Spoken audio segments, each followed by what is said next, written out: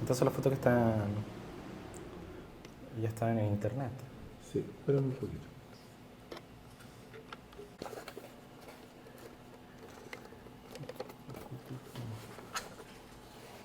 Ya, David, cuéntanos qué estamos viendo. Bueno, estas son las fotos de la construcción del edificio, proceso de construcción, que ya están, ya están en internet, cualquiera los puede ver en este momento. El mismo sitio web del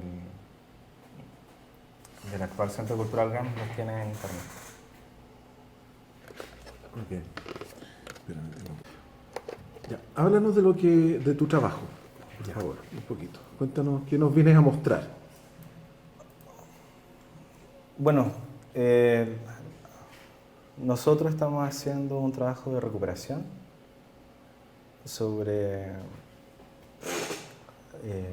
de recuperación, de reconstrucción, modelado 3D, para finalmente hacer un videojuego educativo sobre lo que es la historia del edificio, o todo lo que involucra la historia del edificio.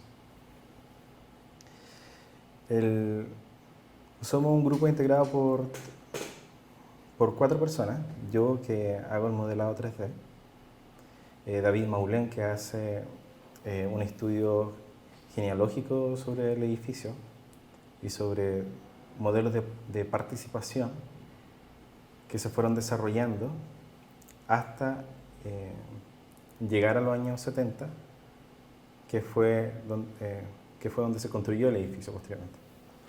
El otro integrante es Felipe Budinich, que es desarrollador. Él se va a encargar de hacer que lo que es el modelado y que es la información histórica que se contiene, o que ha logrado desarrollar David Moulin, se convierta en un modelo interactivo.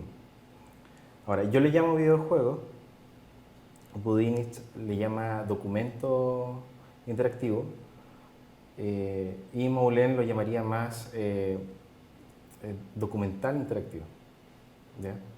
En sí, la idea del proyecto es lograr que las personas que vayan a aprender sobre la historia del edificio lo hagan construyendo sus propios mapas cognitivos, digamos, que es parte de lo que sería una educación constructiva, que la misma persona, digamos, en el recorrido del edificio construya el propio saber.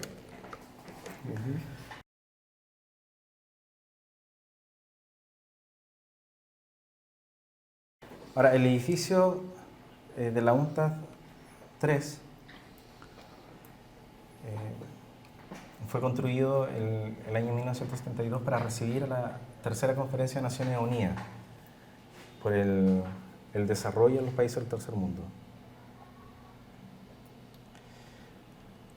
La construcción, digamos que cuando decidieron hacerlo en Chile, el Colegio de Arquitectos planificó en un plazo de 2 años y medio la realización del edificio, así como el programa en sí, todo el programa, porque no existía la infraestructura para recibir a las Naciones Unidas en ese entonces.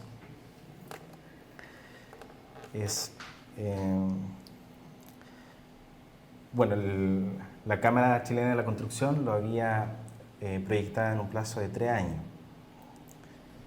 Sin embargo, era demasiado el tiempo como para construirlo y lo tuvieron que hacer en un periodo de 10 meses prácticamente, que serían 275 días. Entonces la pregunta que surge, o la primera pregunta que surge cuando uno ve el edificio es cómo lograron construirlo en un periodo de tiempo tan corto. Ese es el primer interés que uno capta. ¿Y cómo lograron hacerlo? Bueno,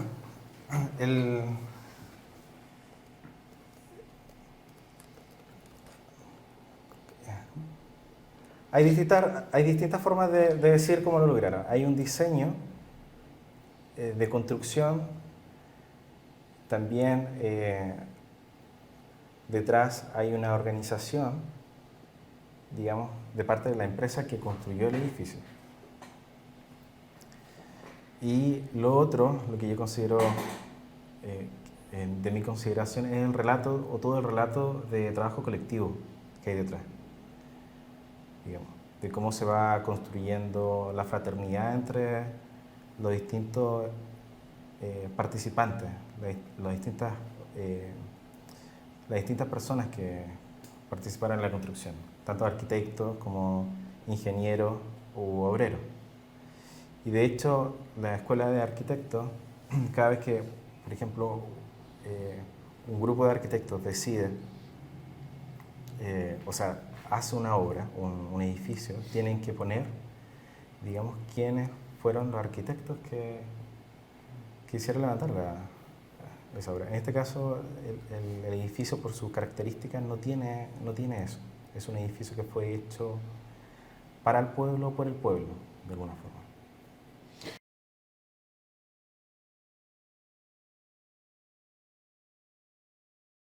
A ver, hay un sistema de predicción que se llama PERT, digamos, que intenta de definir un proyecto, definir los tiempos, cuánto demoraría hacer un proyecto, digamos, el PERT. Para poder hacer el PERT, a ver, ¿cómo lo explico de otra manera?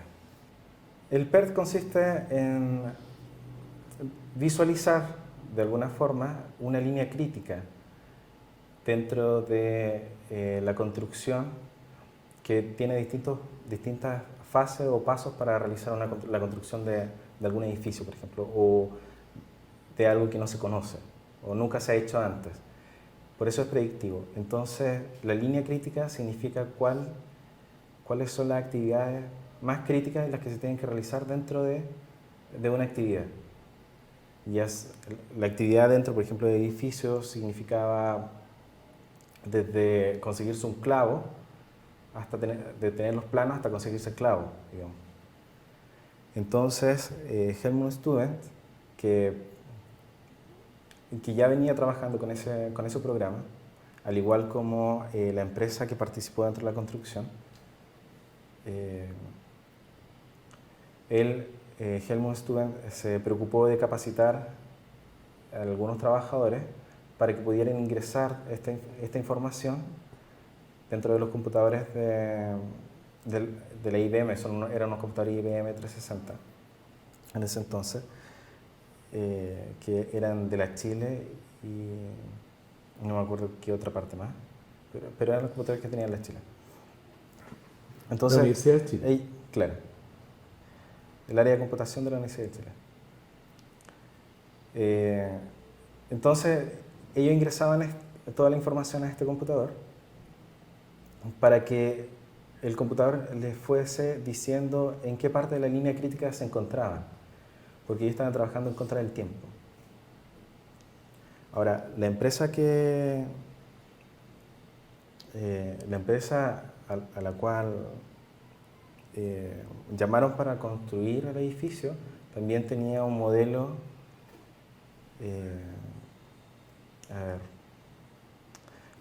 un modelo que se llamaba comité de obra. Resulta que el PERT, hay un concepto en el PERT que se llama eventos recurrentes. O sea, por ejemplo, yo para calcular el tiempo en que me demoran hacer una puerta, tengo que conocer ese evento recurrente. Y ese evento recurrente lo sabe, por ejemplo, el trabajador. Entonces los trabajadores de alguna forma fueron partícipes activos para poder calcular los tiempos que se demoraban en hacer una obra. De esa manera se hacían los cálculos predictivos. Bueno, esta empresa tenía ese comité de obra en donde se reunían a discutir lo que se iba a construir. Es así como las torres de San Borja, esta empresa los terminaba antes. Y es por esos antecedentes que se decidió usar a esa empresa para la construcción del edificio. ¿Ya? Ahora, el diseño de la construcción del edificio también consistía en que, por un lado, se hacían los pilares y el techo, y por otro se comenzaba a construir desde abajo. Entonces en algún momento tendrían que juntarse al medio, unirse. Ese es un sistema bastante ingenioso. También hay otro sistema ingenioso de que construían, por ejemplo,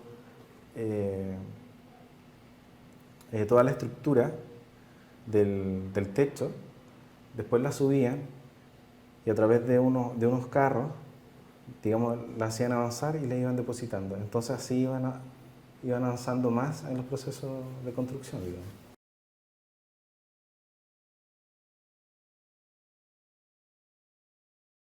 Ya, estos son los pilares, las columnas dóricas, digamos. ¿Ya? Y esta es la estructura de construcción que atraviesa todo el edificio. Es una retícula en sí que atraviesa todo el edificio.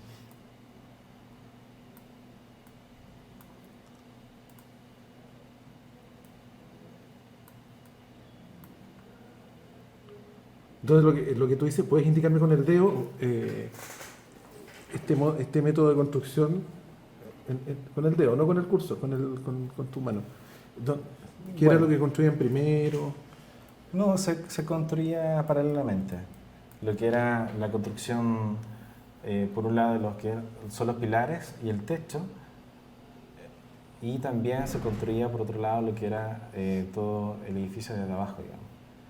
Entonces, cuando ya tenían todo armado, comenzaban a juntarse. La idea principal era juntarse.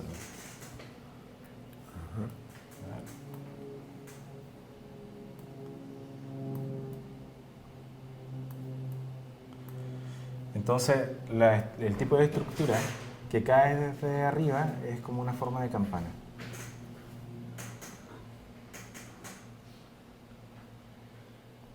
Dime, esto desde el punto de vista, bueno, tú has hecho esta modelización, ¿no es cierto?, que nos va a permitir ingresar al edificio, a la estructura, ¿sí? ¿Con qué cosas interesantes te has encontrado desde el punto de vista arquitectónico, por ejemplo, al estudiar, para hacer la modelización justamente?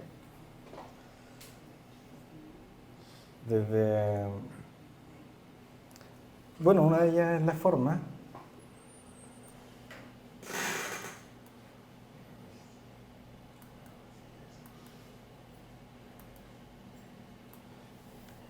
A ver, una de las cosas más interesantes de lo que yo encuentro comprando, por ejemplo, el edificio que está actualmente, es que en ningún momento ellos ocultaron el material que usaron. Tampoco ocultaron, por ejemplo, la estructura del techo. Y de hecho, lo que logran hacer es incorporar toda esta estructura y incorporarla de manera estética al edificio. Por ejemplo, muéstrame con los dedos, así, Por ejemplo, indícame en la pantalla uno de con tu mano. los ejemplos vendrían a ser las luces. Vendrían a ser unas luces que estaban puestas en la estructura del techo, y esto significaba que desde abajo se podía ver. Ya muy distinto hubiese sido que desde arriba hubieran puesto unos focos hacia abajo y eso encandila y no permite ver la estructura. Por ejemplo. O sea, la idea era ver en todo minuto la estructura a la vista. Incorporarla, no ocultarla. Incorporarla de alguna manera, de alguna forma. Lo otro son las obras de arte que están en el edificio. También la idea era incorporarla a la estructura de la arquitectura del edificio. Por ejemplo, esta es una imagen solamente. ¿Ya? Es una imagen de prueba. Lo único que se conserva del edificio es esta sección, que es una sala de delegados del área del oeste, digamos, del sector oeste, que actualmente es biblioteca. El resto del edificio se perdió.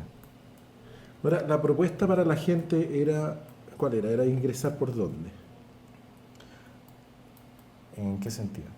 Porque el edificio... Para el habitante. Ah. Este era un edificio que después iba a terminar siendo... Bueno, este edificio tiene una entrada. Y tiene una entrada súper clara. Esta sección, porque en realidad estaría dividido como en tres partes, y la sección del medio sería como una especie de puente entre las partes, ¿ya? Como de circulación. Entonces, ahora... Me queda un poco en perspectiva. Ahí. Sí. Dale. El edificio, como Diego Portales, todo lo conocemos como un búnker, que era súper cerrado y era imposible transitar por él, pero como la UNTAS 3 y como el Centro Metropolitano Gabriela Mistral, se podía transitar, y ese transitar era súper lúdico, era muy entretenido, porque tenía muchas obras de arte en el edificio. ¿Podemos verla?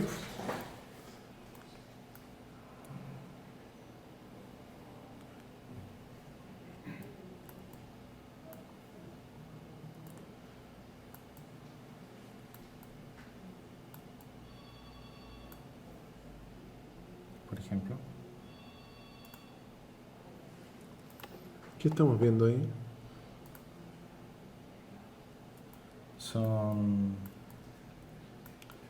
me va a disculpar el artista, pero no me acuerdo de su nombre.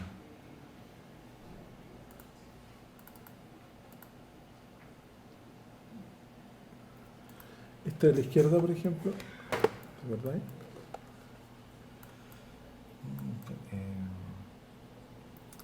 La señora de Palma, ¿cómo se llama? Russell Bru. Hacer bro. Es de Russell Bru. Laura. Ahora, por ejemplo, el tránsito podía pasar a esta escalera y de esta escalera podía pasar al patio. ¿Ya? Por los dos extremos.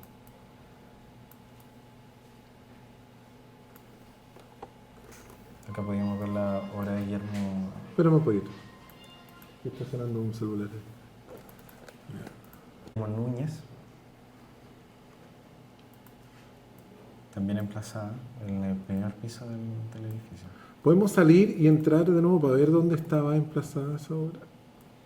¿Verdad?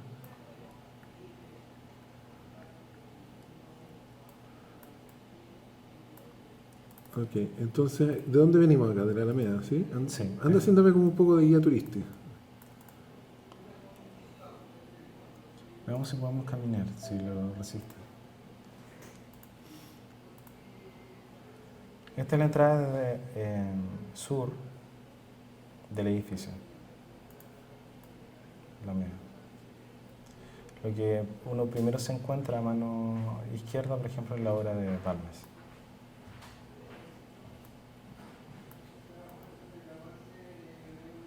Después se encuentra con la obra de Guillermo Núñez, a mano derecha. ¿Ya? Lo que hay al fondo es una sala de estar. Si nosotros pasamos,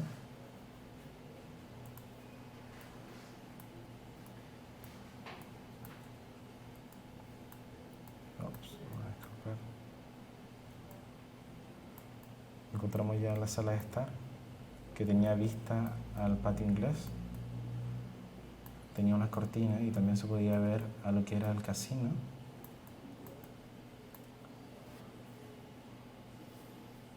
También tenía vista hacia la Alameda, o sea, un espacio totalmente abierto para el delegado político del edificio. Y al fondo hay una obra de arte, ¿no? También. Son tapices. Son tapices. Sí.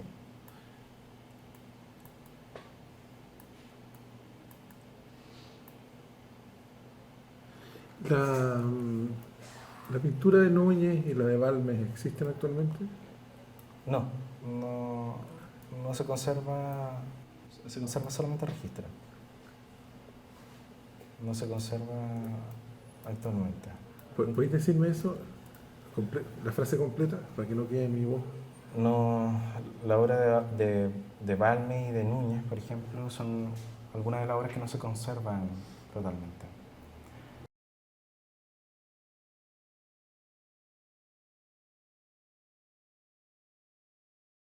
Ahora, algo importante, la Conferencia de Naciones Unidas era una conferencia para discutir un programa de desarrollo. ¿Ya? El edificio fue hecho en base a esa función, a la función de discutir. ese programa de desarrollo. Entonces después el edificio también fue diseñado para que después de la conferencia se convirtiera en un centro cultural metropolitano. Y como Centro Cultural Metropolitano Gabriela Mistral, el objetivo era,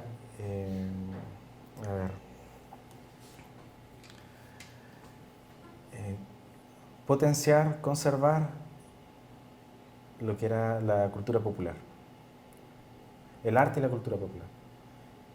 Entonces, desde ese instante en que se decreta la próxima función del edificio, también surge la pregunta por qué es arte y cultura popular. Y como era un edificio para discutir, es algo que se tomó bastante en serio, digamos. Era una de las cosas que tenía que verse. ¿Dónde podemos ver en este diseño, digamos, la presencia de esas opciones en la arquitectura del lugar? ¿Como arte integrado a la arquitectura?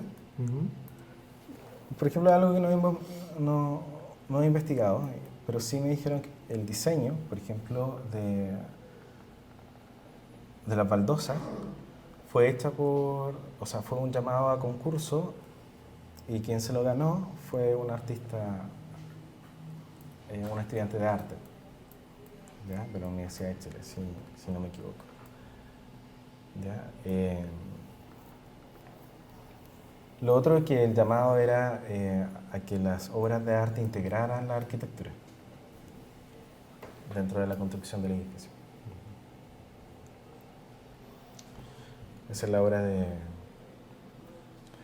Federico Asler. Eso se encuentra ahora todavía, ¿no? Se encuentra en el mismo lugar, de hecho está cubierta, tapado. Digamos que con la segunda etapa de la construcción del actual centro cultural, esa obra sería o va a ser reinaugurada este año, a los 40 años del golpe.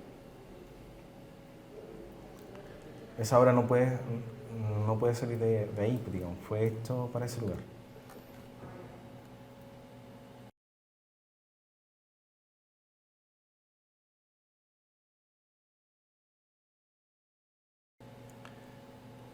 David, ¿qué vamos a poder ver cuando esté tu modelización terminada y el juego esté funcionando? ¿Qué vamos a poder aprender de la UNCTAD que hoy día no podemos aprender visitando el edificio en las condiciones actuales? Bueno, ese es el desafío. En realidad, nuestra intención es que este videojuego o documental interactivo pueda ser descargado y jugado desde el computador del escritorio de cualquier persona. ¿Ya? Esa es la pretensión. Ahora, esa es una de las pretensiones. La segunda vendría a ser la primera, que es como más profunda. Nosotros queremos ser parte de lo que es la reconstrucción del tejido social. O sea, intentar de recuperar la historia del edificio. ¿Ya? Que no es solamente la historia del edificio como una estructura, también simboliza un modelo de desarrollo que se venía trabajando de muchos años atrás, de mucho tiempo atrás.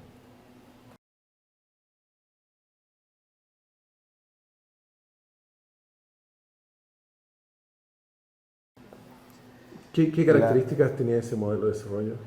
Era ser un modelo de desarrollo integral. Tenían una propuesta de modelo de desarrollo integral que venía trabajando hace mucho tiempo atrás. Actualmente hay muchos arquitectos que quieren, o muchas personas relacionadas con la construcción, digamos, que quieren proponer un modelo de desarrollo, digamos, desde nuestro contexto actual, pero en ningún caso hacer una revisión a lo que se hizo anteriormente, digamos. Siempre se están proyectando hacia adelante con lo que tenemos ahora y nunca han hecho el trabajo de hacer una revisión hacia atrás. Y en este caso sería como tirar un elástico hacia atrás para poder avanzar mucho más hacia adelante.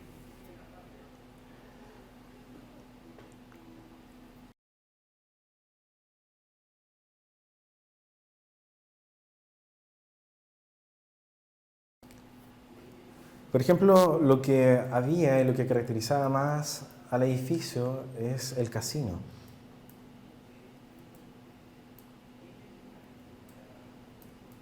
Un casino al cual podían acceder, digamos,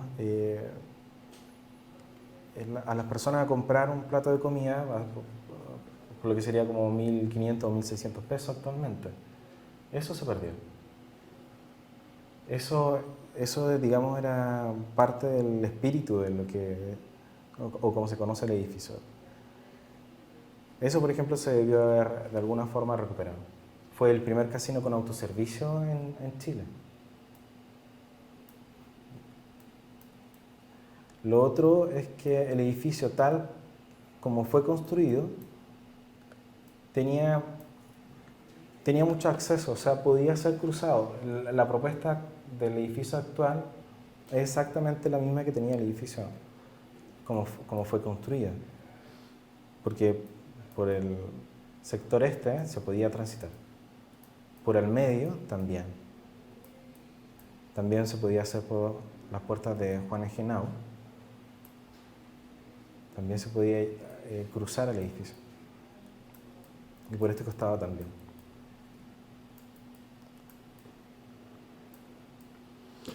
¿Puedes mostrarme la puerta de Juan Genao de nuevo, por favor? Esa puerta ya no está, ¿no?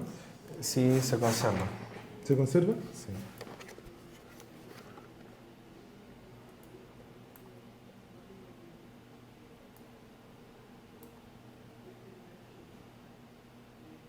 ¿Qué otras obras de arte había? Hemos visto un Balmes, hemos visto un Núñez, hemos visto esta puerta de Genao. Los manzanitos, claro, Manzanito, los peces de mimbre. Hay otra obra que es la de Francisco Bruñoli. Esa es una de las piezas del trabajo de Francisco Bruñoli. Él cuenta que cuando se apagaban las luces de esta sala, las luces que tenían, estos tubos tenían unas luces dentro y que se iban apagando lentamente, digamos. Y esas formas de nubes simularían o representarían esas viñetas de cómics. ¿Qué pasó con esa obra? También desaparecía, se perdió. Pero se conservan los planos y uno de los objetivos es recuperarla. ¿Ya?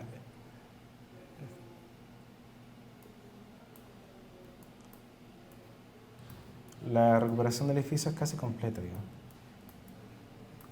Por lo menos como estructura. Esta obra también se conserva.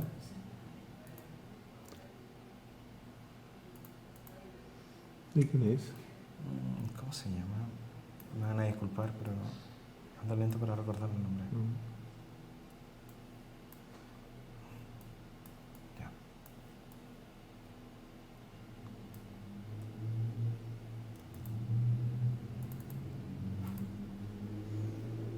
Claro, Marta Colby.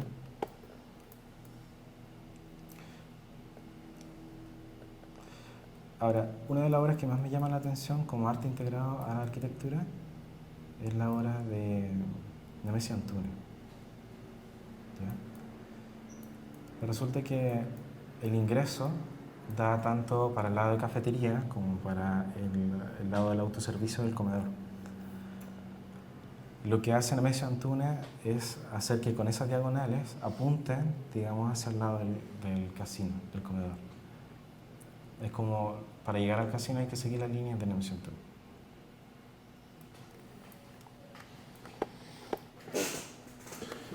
David, esto es una pregunta resumen, así que se me ocurre más bien a mí, pero no sé si tú puedes a lo mejor compartir conmigo ese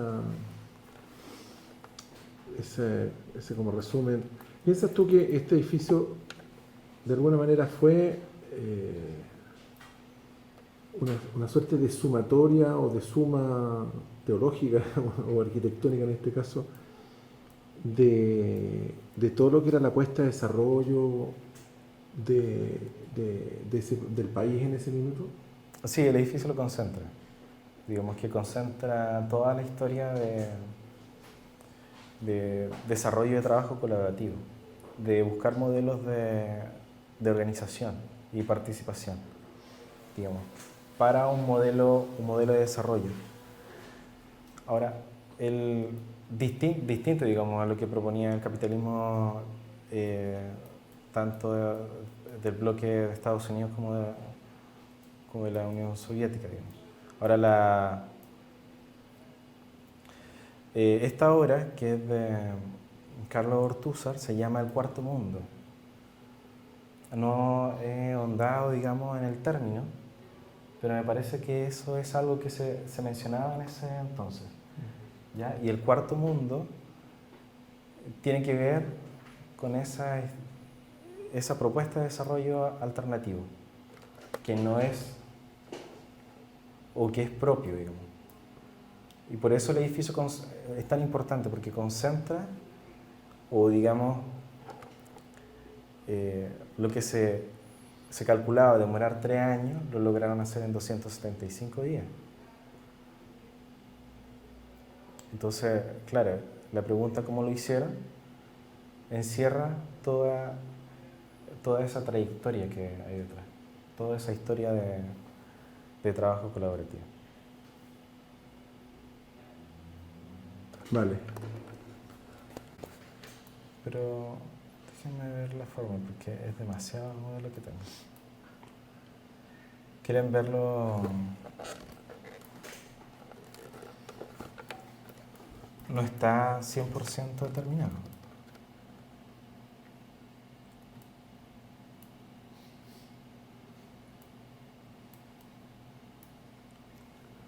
Obviamente me falta modelar lo que es el mobiliario de este sector.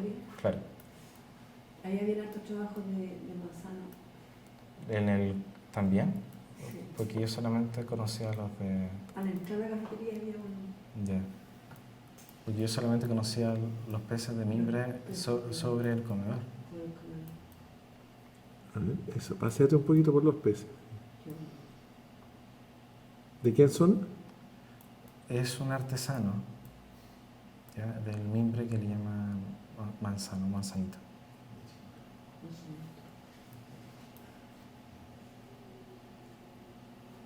Y eran entonces, explícame, ¿eran unos peces de mimbre? Sí, están hechos de mimbre. Tengo fotos de...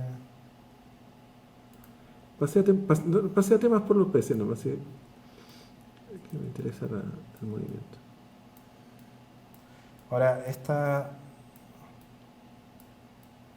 sala estaba llena de luces, ya que en la noche, digamos, también jugaba y simulaba como si fuese una pecera. Yo solamente he logrado hacer, o sea, poner solamente una de estas luces, digamos, que salían así.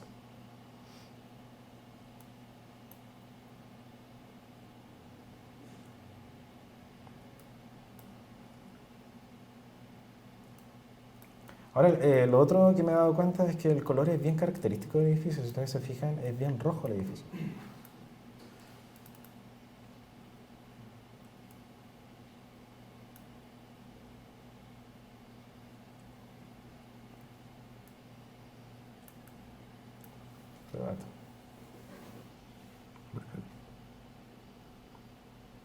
Lo que tenía la cafetería es que daba... En tu investigación, ¿hay algo que te haya sorprendido particularmente? ¿Algún hallazgo que tú hayas hecho que te haya sorprendido investigando sobre este edificio? Bueno, la obra de Nemesio Antunes encuentro que es todo un hallazgo. O sea, definir el lugar específico donde estaba y poder modelarlo para tener una experiencia más cercana. Entonces son trabajos de los... O sea, encuentro que hay una deuda con ese tipo de trabajo, por ejemplo. Hay alguien que debió haberse hecho cargo o algún historiador, o teórico del arte debió haberse hecho cargo de esa parte. Ahora, nuestro grupo, por ejemplo, David Maulén, vendría a ser el historiador, yo vendría a ser el arquitecto, Felipe Budinich vendría a ser el ingeniero, siendo que ninguno de nosotros tenemos esas profesiones o ejercemos esas disciplinas. Entonces también, ¿por qué Maulén lo hace? ¿Por qué Budinich lo hace? ¿Por qué yo lo hacemos? Bueno, eso encuentro que es súper necesario que alguien lo haga, ¿no?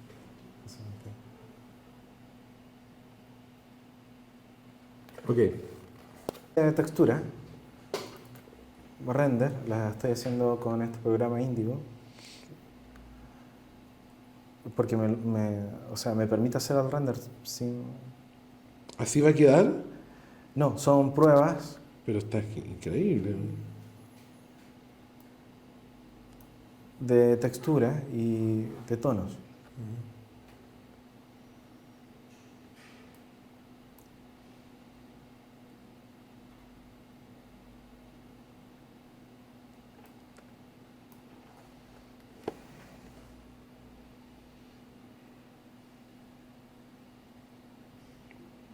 A ver, déjame ver Las eso. puertas de un cuarto.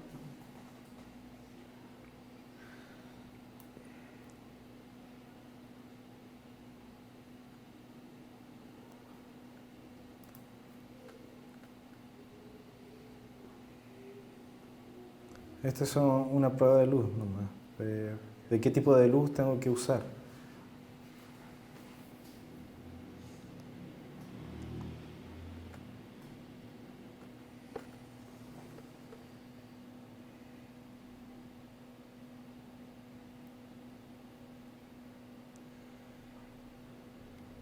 Eso. ¿Y para cuándo va a estar el juego? Para hacer un videojuego uno necesitaría como mínimo un presupuesto de 80 millones de pesos.